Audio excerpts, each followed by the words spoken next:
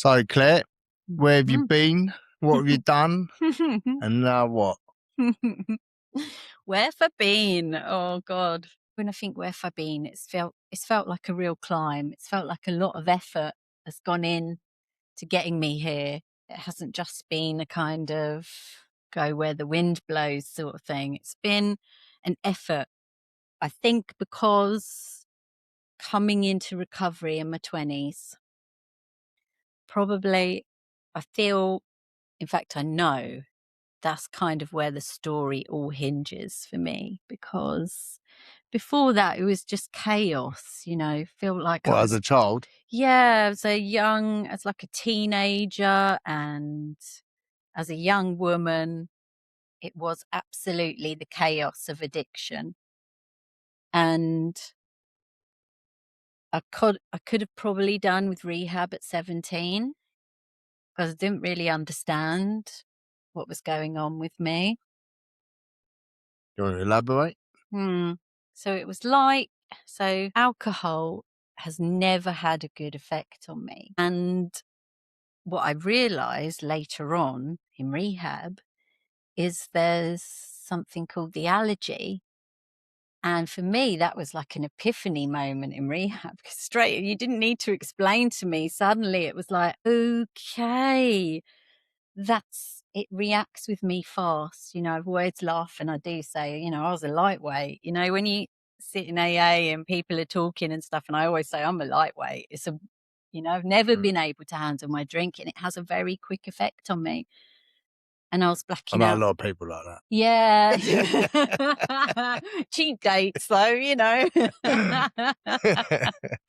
So yeah, it was that, and it was a lot of hurt coming out, and a lot of, I was quite a distressed teenager. You might have been seen as a pain in the ass in other I people's eyes. definitely was a pain in the arse, looking back now to my poor mum and dad, the stuff I was up to, and yeah, and getting arrested as a teenager, and Standard.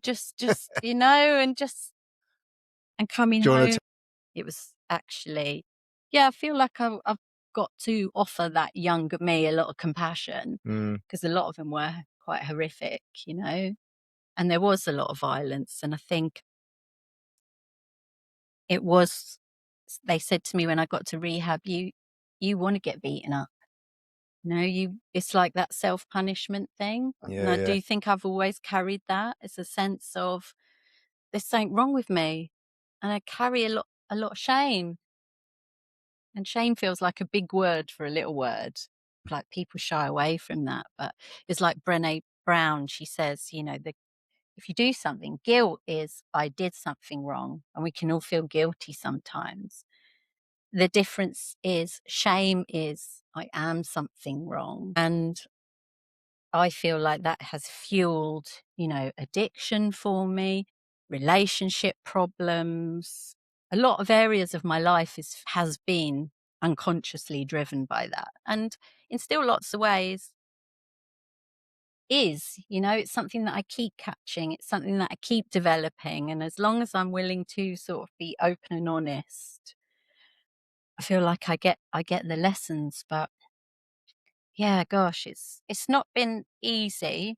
But the good thing I think about having the allergy and stuff is it drives you into recovery quickly. There's none of this drinking till you're 50 and, then finally it's a shit show from the beginning, So you did come in, you was in quite early, wasn't you? Yeah. I think I was 28 when I went into rehab. And like I say, that 10 years ago, previous to that, I could have done with some help, definitely, because it was out of control. And yeah, it was at a time I feel like my mum and dad were having their stuff, and unfortunately it all came together at the same time. They take their eye off the ball and split and stuff, and I was off. Left to fend for yourself. Yeah, left home very early in a flat at 17, which at the time I thought I was very grown up. But when you look at, I've got my own grown up daughter, and when she was so, it's like a baby, isn't it? a So lot of your story that I resonate with. yeah. Yeah, just carry on. It's interesting, because and that's what I find being in the rooms and people sharing. Mm, Because I remember when I first came in and there was a woman doing a chair, and she really said my life. And I was thinking, wow. when you hear a woman's perspective and it's similar to yours, you think you just don't. I would never have thought there's women out there that trudge the same road as me. You know what I mean? Yeah. But sorry, Karen. I No. was just reflecting on sort of what you're reminding me of as you're talking. It's interesting. It's powerful, isn't it? Mm. It's like in the so referring to the rooms are Alcoholic Anonymous meetings, which Load is of where bloody we met. alcoholics. I'm so glad we did, but that is the point of it, isn't it? It's Mm. like I've heard it said, I can't remember his name, but he's done a lot of studies on it and was one of the first I heard saying that the opposite of addiction isn't sobriety, it's connection. And that's I think the power of AA and similar um, organizations like NA and stuff is that you do suddenly come together and know you're Yeah. not the only one and We come together yeah. right now. Da, da, da. Oh, for me, we need to get a tambourine, don't we, for the little thingy? Because this isn't the first time you've burst into song, Well, Terry. I've always it always triggers off the jukebox inside me. Sorry. Such a sensual moment But it then. is an Yeah. ADHD thing as well. With oh, that right. Yeah, I'll sit in a meeting. Anyway, as soon as someone says a word, I'm doing that tune in my head. Like, sometimes I ain't like shouting out like I just did. But sorry, carry on, letting them know where you've been. Yeah. So I think as well, like people that have known me a long time, and I always go on about my mum and my sister. What an incredible support they've been to me. Mm. Seeing me how I was, which I used to rage. There's no other word for it. It would come out of me, and I would fight anyone, Terry.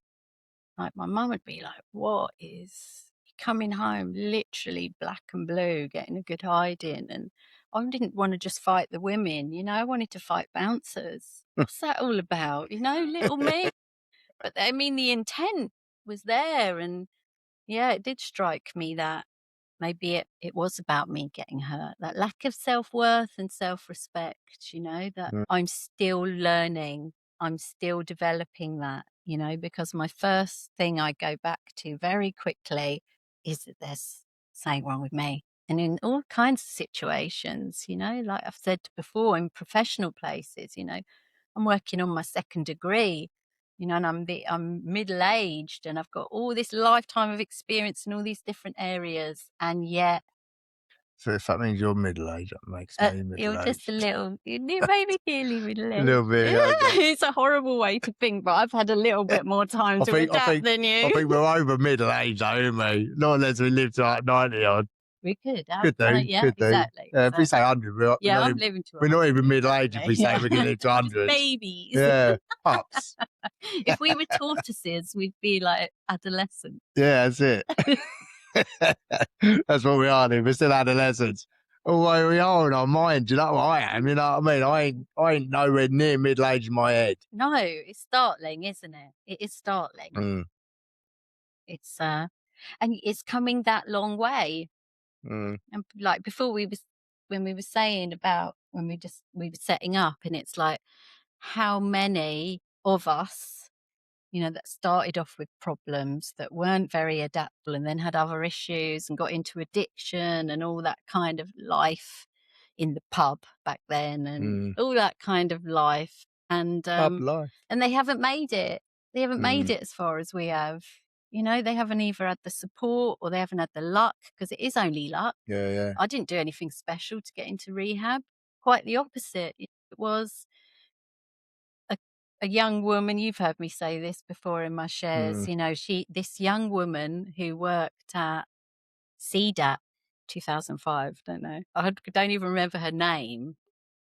And at the time, You at never this know, she might be out there in thousands yeah. watching these podcasts. It would be lovely, looking back to If go they to be fucking her able again. to, yeah, to say thanks. But she was like a work experience or a placement student. I don't even know, but she was there learning. And I, at the time, was kind of like put out that they'd given me this work experience girl, because obviously I'm a complicated case, you know. Head case. I need management, you know. I need the top psychiatrist that money can buy, not the work experience girl. So it was, it's incredible because she went all out for me. You know, anything that she could do that was in her power, she did. She got me in front of a funding panel for rehab. I never knew rehab was even an option. You know, she came back and said to me, got you this, you've got to go before funding panel for rehab. I was like, what? And do you know what? My first thought was, yeah, I can get away from my ex. You know, that was my first thing. I thought, okay. So I said to my friends, they've offered me rehab. My friends were like, nah, you don't need rehab, Claire. You just need to stick to the weekends. Just keep it to the weekends. You know, you'll be fine. But I said to my mum and my sister, I've been offered rehab, and they were like, when are you going? And it was just so matter of fact. And Get in there. It took me again back because, I don't know what I was thinking was wrong with me, Tel. I think probably I thought there was mental illness involved. I mean, addiction is mental illness, you know, that's arguably the case, but I didn't think that's what was going on. I thought I was waking up in cells and stuff because there was something going wrong. I thought like a schizophrenia or something was happening for me. So so this young woman got me into rehab, changed my life. I did 3 months residential, which was enough to take me out of the situation. I stayed in there for 3 months. So 12 weeks. And they get you, at least at the time, it was a 12-step rehab. So they get you doing all the written stuff. And in 3 months, you do step 1, 2, and 3 intensively. And so for anyone who doesn't know, that the steps are the recovery plan in addiction. It's dealing with life, basically. Yeah. And you start to look at yourself, and instead of, or even it's starting to look outside yourself, isn't it, really? Because it is about, there's something else. It's not just me, you know, it's not just all about me. And it takes, you have to dig deep. It's not for the faint-hearted, but no, it does. But it's designed to make you a better person and deal with your demons. Yeah, and obviously, I don't know what I would have become, but I think on that path that I was on, I'm very, very lucky to be sitting here today, because the last judge I went before at that time, around a few weeks around that time, was like, I don't care what program you're doing, what counselling, what this, what that. If I see you again getting a custodial sentence, social services were getting involved, you know, because you can't be a good mum and be an addict. There's no two ways about it. You know, as much as I loved her and on the surface it looked like everything was great, you know, if you told me you were coming round, my house would be spotless. You know, and it all looked nice and it was so cozy and all the kids' toys set up and it all looked, you know, blissfully wonderful. Cut to a few days later, you know, not opening the curtains, and had loads of people back, and here we are again, the sun's coming up, and how did I get here again? Yeah. It's not understanding, is it? It's like it loops, you know, like they say, Groundhog Day. It's the insanity, isn't it? Keep doing the same thing over and over again. And you don't understand, do you? Every day I would be like, right, I'm just going to have 2. I'm going out. I'm just going to have 2 drinks tonight. I don't think I ever said that. I never went out and said, I'm just going to have 2 tonight. Every time I went out, it's like, I'm going to go out and get fucked up tonight. You know what I mean? Wow. I was always telling myself I weren't going to get fucked up. Yeah, no, I never did. And every time I did. There was no control. That literal, they call it powerlessness. Oh, I never had control either. But I never left the house with the 2 pint in mind. I left the house thinking I could do 2 in about 10 minutes. 5 minutes, make that 5 minutes. It's, that resolve that goes straight away, because as soon as, the drink is in me, that's the difference. I don't want to stop. It's not in my head as well. It's not like I'm having an internal struggle. All thoughts of stopping have left my body. I think with me, it was, I'm not going to get too fucked up tonight. You know, I mean, I might lay off of this or say I'll lay off of that. But it never happened. It'd been Yeah, like, that's what I mean. it'd go to the next day and the next, the next couple of days, next week. But I was never going out for a couple of pints. I was always going out to get pissed and then just seeing where it takes me. But sometimes be like, maybe I do go home at a reasonable hour, see my kids and my missus. Well, that didn't happen. They'd be in bed and everyone would be piling back to mine later on. Yeah. And it's, for me, it felt like the consequences, because I was on my own with my daughter. And so every thing that I did, every consequence for me was a consequence for her as well. And that was the driving force, really. I think you've probably heard me say as well, when you can't look your own baby in the eyes, you're in, that's a level of hell That's by war. itself, Yeah. And I don't think I would have gone into rehab then if it weren't for her, because that level of care for self wasn't there. I didn't love myself enough. Like I say, I'd quite happily get beaten up, provoked And I think that's people. what a lot of it is, isn't it? The fact that you don't feel you're worthy of nothing. You know what I mean? So you're there just to. I mean, on hindsight, this is because I never knew none of this. No, You know what I we're mean? just, This is only what I've learned since being sober in Yeah, recovery. same. But you're in a way you're harming yourself. You don't care about anything else because you don't care about yourself. No. No one's cared about me, sort of thing. Well, that was in my sort of case, in my head probably as well. But you go down that route of fucking self-destruction. Poor me, isn't it? That's what I love. Poor that me, as well. yeah. Poor me, poor me, poor me, Yeah, another. I love that one when I heard that. But I forgot about that one. Mm, I forget about loads, but there's so many good sayings out there that come there in the are rooms. really good slogans. Yeah, they're annoying at times, but they do stick in your head. This too shall pass. And you think, fuck It's a off, good mate. one. Yeah, it is, because everything does eventually get, whatever you're in, it does eventually blow over, doesn't it? It does, but when you're in it and someone says that to you. Keep- So yeah, it's that's when the climb started for me. I got given rehab quite by accident, but saved my life. Yeah, one of the counsellors in there, he knew a bit about who I'd got mixed up with and stuff, and he'd met some of the guys. And he was a Scouser. James, my counsellor, he was brilliant. And he said to me, you're going to get found shot in the head, Claire, in a ditch if you carry on. And I really think everything was teetering then. I was doing silly things, like really silly things that could have got me really into trouble. Everything was on the edge, might almost gone to prison. Social services were getting involved, so many things. It could have just gone the other way.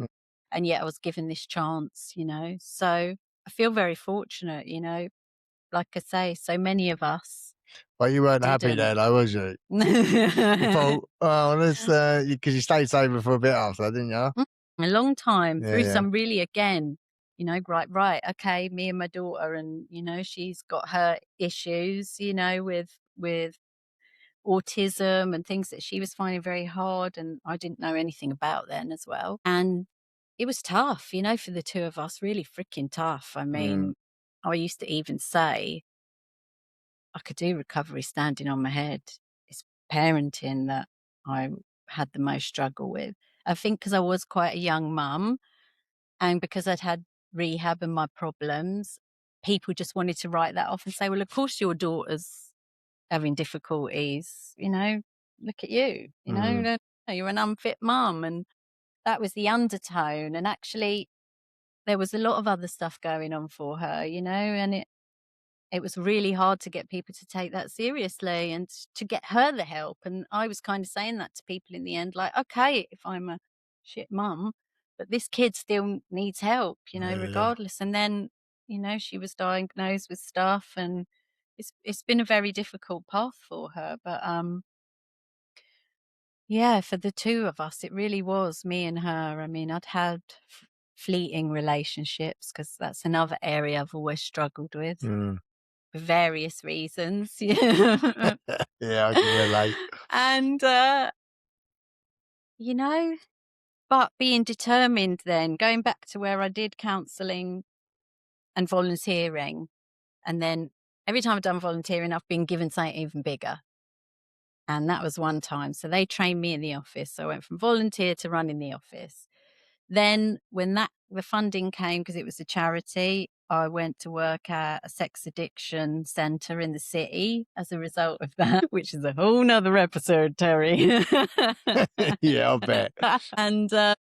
And from there, you know, different jobs, different things, different identities. And I think of all the different courses I've done, ranging from creative ones and, you know, cake decorating business and bags and photography and just, oh my gosh, just so many things that I just kept jumping on and doing. And then counseling and mental health nursing. And as you say, it hasn't been, you know, it should be over 20 years of sobriety now under my belt. And instead I've got 2.5.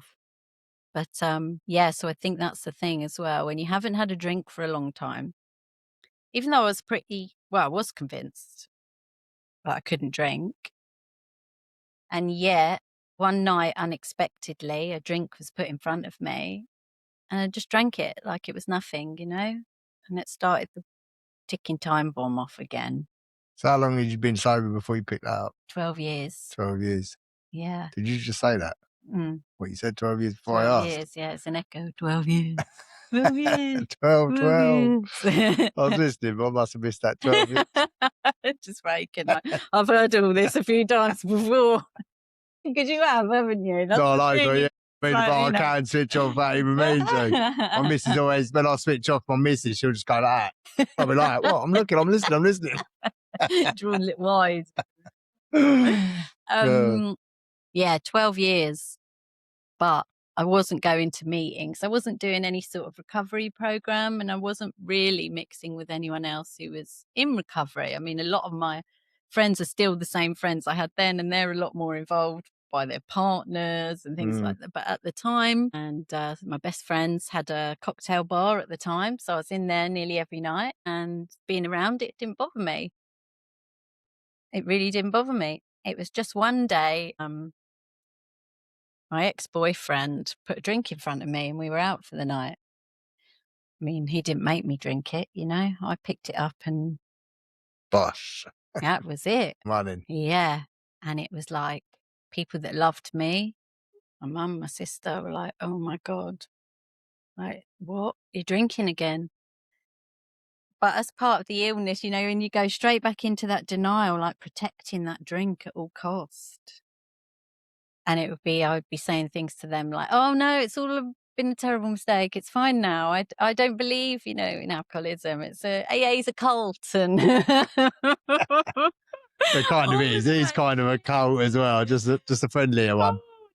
It is a cult and it is brainwashing. But like I've always said, my brain has needed a good wash. Well, that's when I eventually met you when you come back in. Yeah. You was a wreck. I was beaten. Yeah. I was beaten because I'd held on. That's another thing. People think people with drinking problems and stuff are weak-willed. Nothing could be further from the truth. I mean, I'd held on through the ringer again. And what was happening was then I wasn't an everyday drinker like when I was younger. It was like the horrendous binge drinking. And when I started, it could go on for a couple of weeks. And in that period, bets were off again. Work, relationships, all of that, just absolute shit show again. And the most appalling pain because you can't be there for anybody. You can't be there for yourself, your friends, your family. And suddenly you're like an invalid again that everyone's got to sort of look after, a liability. Like, oh God, got to invite Claire, but oh God, because you don't know what way it's going to go, particularly when you're a drinker like me, although I hadn't raged.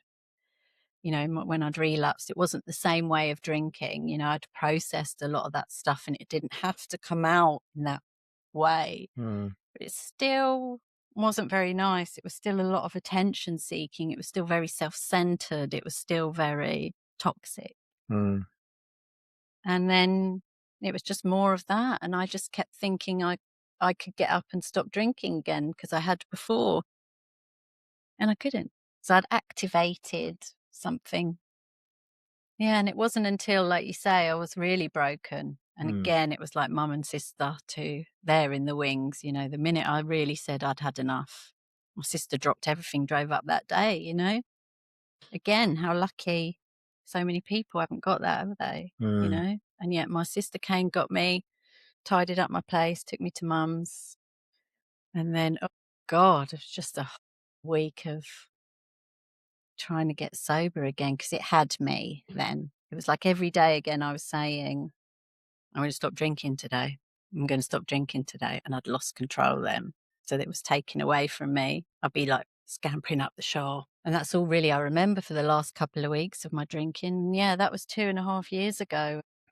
Well Painful. Well done. Thank you. Thanks. I've seen your journey, you know what I mean? You was one of the first ones that I'd seen come in broken and you know, get it and you know, run with it, you know what I mean? And then I see your post on Facebook and you're over in Africa. Yeah, and I'm like, check her out, like, you know what I mean? Incredible experience. But again, I feel like that's who I am as well. You know, I do try and make the most of it. I am always willing to try new things and to get stuck in and, you know.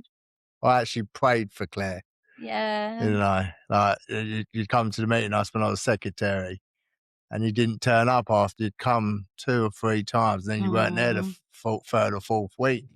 And then the week after, and I was like, I think, was it just that week, 1 or 2 weeks? And because AA is all about prayer and all that meditation and that. Important. And I prayed for you that night just because I see how broken you was the last 2 times. And every time I say, you're all right, you know, and then eventually you did show back up. It's like, oh yeah, you're all right. It's like, oh, I'm so touched by that. Yeah, that was, I ain't prayed for nobody else. Yeah. I think I've done it the once and it works, you know. It does work. You owe. You need to, praying for, you know, if you would, we should. Maybe we could make money that way. People can call in and ask for Terry. Oh yeah. Evangelism. They make loads of money, don't they? Like that's it. Televangelism. Terry evangelism instead of telly. Yeah. So and if it's. Thank you. I was really, really touched. The first time you said that to me, it was like, oh my God, it was beautiful. And it still does make me well up, you know, it's wow. You just owe me, that's all. Powerful. You owe me for the rest of your life, Claire. That's all right. Do you know what? It's carried me. It's a powerful bloody prayer, isn't it? Yeah, it was quite strange. I mean, 'cause I'd never done that. I'd never even prayed on anything. You know what I mean? I hadn't done, obviously, just the AA way and that. Like, all right, get to my knees without falling down on the alcohol. It was like a proper. I don't know what I was doing. I think I was doing it in between the Serenity Prayer and that. And I was like, hope Claire's okay. Actually hasn't been. Well, I can't remember what it was now. I mean, that's a couple of years ago now. I ain't gonna remember, but I just remember doing it. And then when I see her, I was like, she's all right, because the amount of times you see people come and go, don't you? Yeah. And I've learned that more because I hadn't been in 3 years, so a year or so before. No, I don't. You was in before. I can't even remember now. I think I'd been trying to dip a toe, and then I kept I would be like the last one in and the first one out. You know, I wouldn't talk and kind of still very reluctant to get back into it, and so that's and so where are you at now? Gosh, don't think we've got. What is the time? How long have I been talking for, Tel? 3 weeks. 32 minutes. I said, she goes, just put a 10-minute timer on. I said, no, so I put 15. She goes, well, if I want to stop, I'll stop. It's now 32 minutes. Is it? Oh, God. See, this is why we need your little dance of the Sugar Plum Fairy. Oh, yeah, my your one, little timer that comes on. But yeah, so... Now you are absolutely flying. I don't know. It's letting that in as well. But yeah, I suppose say flying, we're at a point now where we just don't know where we really are. You know what I mean? Because you've battled all that, you've done all that, you come to where you are now, and you're what? It's so interesting. So like this summer, touch wood, I will qualify with my MSc, which is just again mind blowing because, you know, my dyslexic ADHD are. What's an MSc? Master of Science. Check you out, hedgehog hunter. And yeah, hedgehogs. Everyone thinks my hedgehogs are so funny, but I love my hedgehog hunting. She forgets to say she's a hedgehog hunter. It's a conservation study, not just like a one woman extravaganza. Come on. Although it does end up a bit like that. And now, and a Master of Science as well. Yeah, but it's so funny. Someone was saying to me the other day about like bits I'd done, and then they were like, so what are you? It just made me burst out laughing. I couldn't get over it. I kept saying, yeah, that is just so like, what am I? But what am I? You know, and I think when you've done so many things, you know, cleaning and admin and pub work and everything in between. So, It is. what are you now then? What am I? Apart from a hedgehog hunter. Oh, it's a hedgehog hunter. It's a badge I proudly wear that I am an actual Regent's Park hedgehog hero. Oh yeah, hedgehog hero. That's Hedgehog it. hero. Don't kill hedgehogs. She saves them. Oh no, I find them. I find them. Infrared. Oh dear, but yeah, these are things that give me such joy as well. You know, it's not just hedgehogs. They are pretty cute, though, aren't they? I've also been like hunting for dung beetles in Bushy Park and all those sorts of conservation studies. Oh, she's got a good heart. Thank you. So yeah, it does feel like there's been a lot. It's been a climb. And it is like, now what? Because I'm going to finish this. And at some point, it's going to have to feel enough. It's going to have to hole in the soul kind of addict stuff.